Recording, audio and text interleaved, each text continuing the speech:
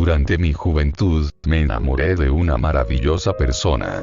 Me costó mucho confesarle mi amor, pero cuando lo logré, jamás me dijo nada al respecto, y varios años pasé pidiéndole una oportunidad a ella. De mil maneras le pedí que fuera mi novia, o que al menos aceptara salir conmigo para conocernos más, pero la última vez que lo hice, no volvió a dirigirme nunca más la palabra. No sé si el regalo que le hice fuera muy poca cosa para ella. Tampoco es que la acosara todo el tiempo con mis detalles, sino que yo me negaba a aceptar que no era de su tipo.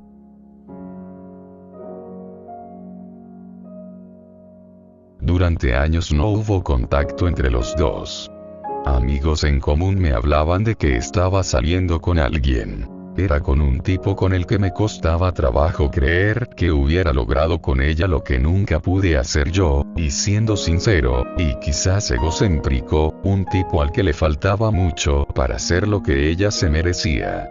Pero tiempo después supe que se comprometieron, y finalmente, con todo mi dolor, supe que ella se casaría con él.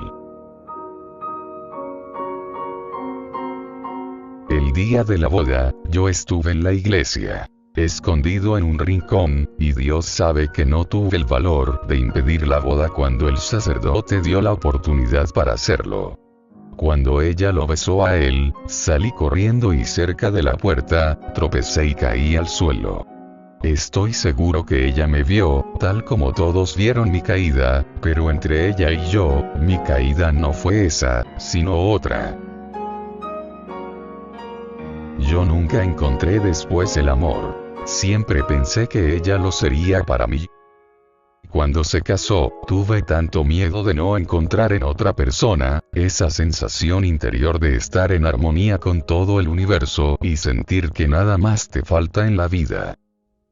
Eso que siente uno cuando sabes que estás con la persona correcta en el punto correcto del tiempo y del espacio. Pero en mi caso, ella no me veía así. Hace poco supe que su marido, como algunos lo esperaban, resultó ser mujeriego, y que le había sido infiel varias veces. Incluso, la llegó a golpear un día. Confieso que cuando supe esto, algo dentro de mí me dijo que era la oportunidad de volver a buscarla y pedirle una última oportunidad.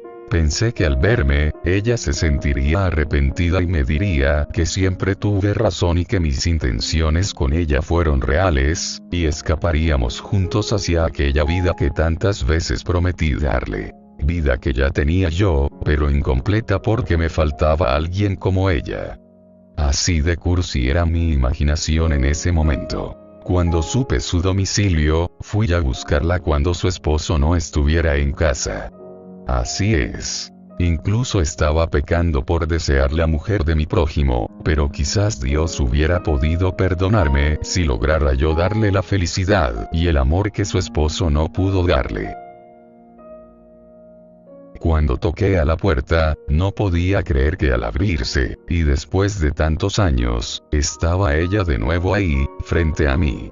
Con esa hermosa boca lastimada que reproducía la sonrisa más hermosa que jamás conocí, y esos hermosos ojos que ahora lucían tristes. Me quedé congelado, maravillado, y a la vez, deseando salir huyendo como niño cobarde, pero por desgracia, vi que a ella no le agradó volver a verme.